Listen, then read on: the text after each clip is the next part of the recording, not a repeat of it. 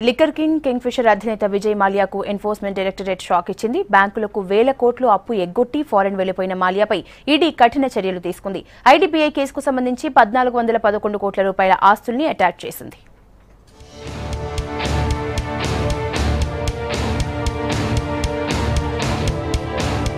King fissure అధినేత Vijay మాల్యాపై enforcement directorate ఉచ్చు బిగిస్తోంది.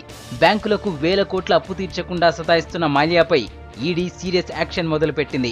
IDBI వేసిన కేసుకు సంబంధించి యూబీ హోల్డింగ్, విజయ్ మాల్యాకు చెందిన 1411 కోట్ల ఆస్తులను ఈడీ అటాచ్ చేసింది. ఇదే విషయాన్ని ట్విట్టర్లో అనౌన్స్ చేసింది.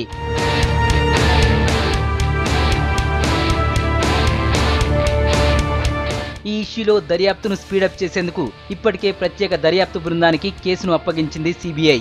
తర్వాత ఎన్ఫోర్స్మెంట్ డైరెక్టరేట్ రంగంలోకి దిగింది. మనీ లాండరింగ్ కేసులో మాల్యాను నిందితుడిగా ప్రకటించాలంటూ ముంబైలోని ప్రత్యేక కోర్టును ఈడీ కోరింది. ఇప్పుడు మాల్యాపై ఆస్తులు కూడా అటాచ్ చేసింది.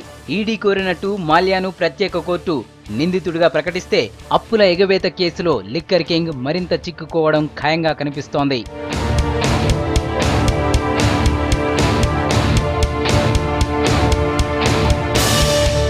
దాదాపు 9,000 కోట్ల రూపాయల అప్పును ఎగ్గొట్టిన మాల్యా ప్రస్తుతం లండన్లో ఉన్నారు. ఒక్క ఐడీబీఐ బ్యాంకుకే 900 కోట్ల రూపాయల బకాయి ఉన్నారు. తిరిగి ఇండియాకు వచ్చి విచారణకు సహకరించాలని కోరినా మాల్యా స్పందించకపోవడంతో ఆయన పాస్పోర్టును ఈడీ రద్దు చేసింది.